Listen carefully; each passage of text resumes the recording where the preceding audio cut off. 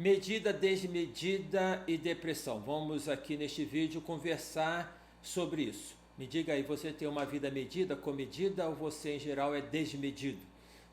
Ou desmedida, daquela ordem, por exemplo, do slogan de um canal de televisão que fala não desliga nunca. Você fica sempre ligado, agitado, sempre fazendo coisas, né? Sempre ali numa produção, inquieto, tende a querer controlar as pessoas. Pois bem, a desmedida, ela pode abrir porta para a depressão. E eu vou falar e vou explicar um pouco sobre isso. Uma das definições da depressão, tá?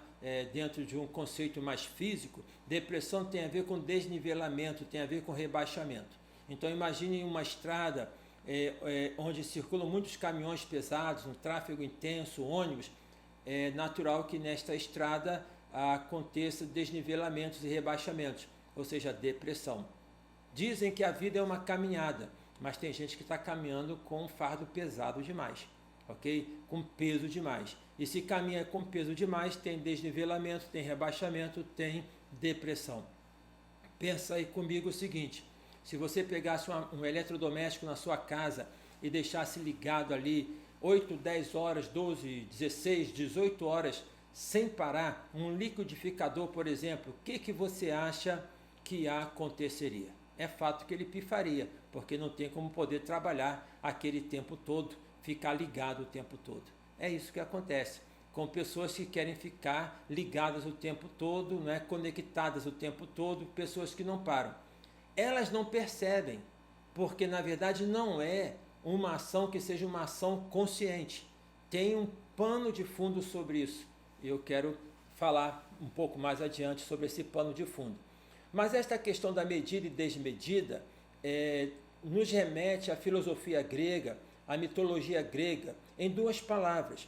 Lá nos pré-socráticos e nos socráticos, os filósofos, falavam de duas palavras que são as seguintes: metron, que tem a ver com medida, com limite, que deveria ser obedecido, e híbris, que tem a ver com desmedida e que tem a ver com maldição. A compreensão é a seguinte: ultrapassar o metron é cair na híbris e atrair para si a maldição.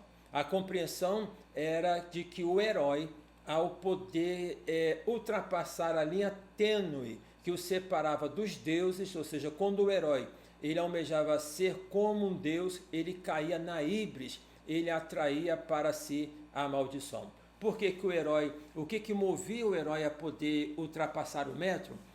Dizem lá os filósofos gregos, a vaidade, o orgulho, a presunção.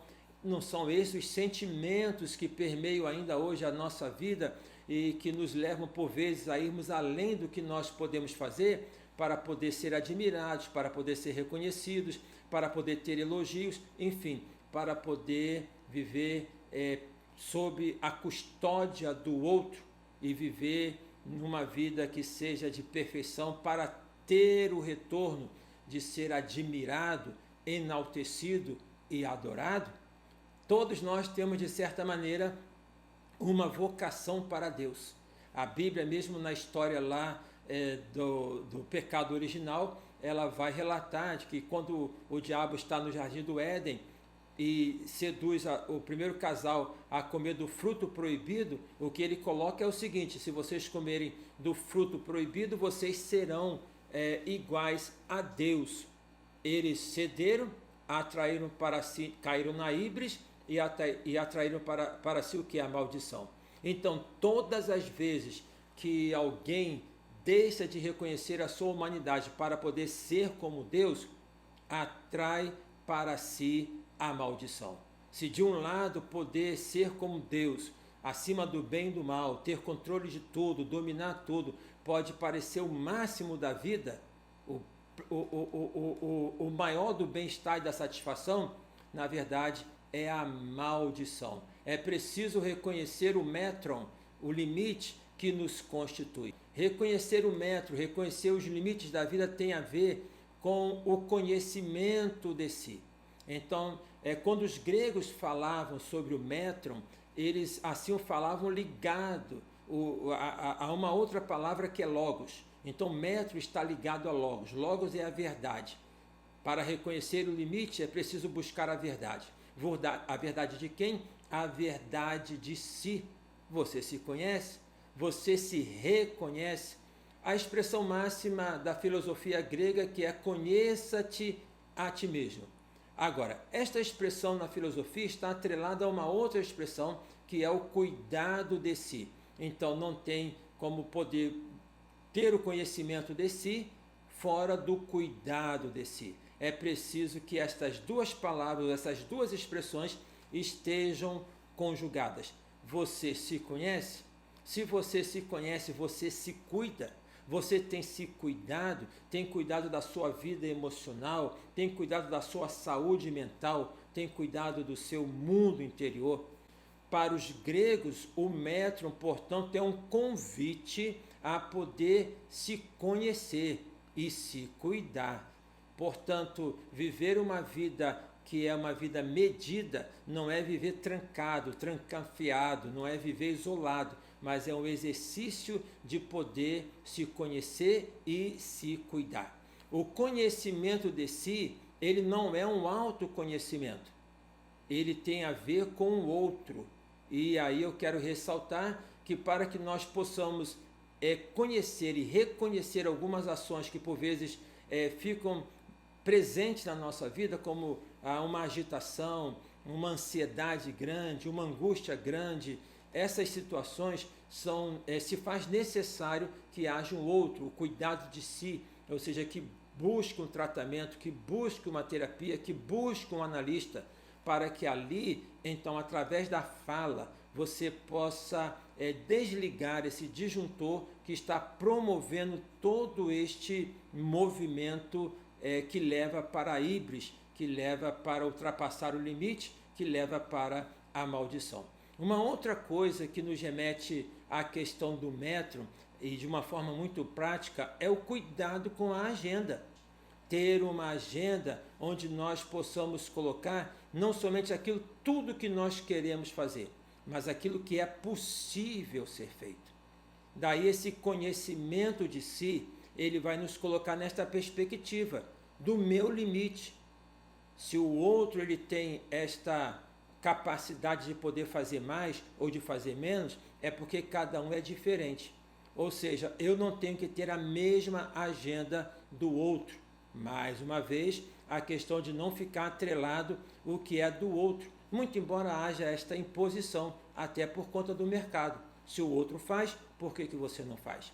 É necessário poder, então, buscar o conhecimento do metron a partir do cuidado da agenda. A terceira coisa que eu quero destacar no aspecto do metron, de poder ter esse limite, de ter essa medida, é a importância de desacelerar.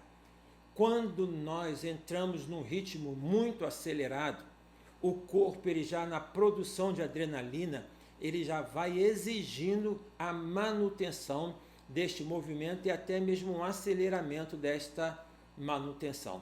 Então é preciso desacelerar. Como?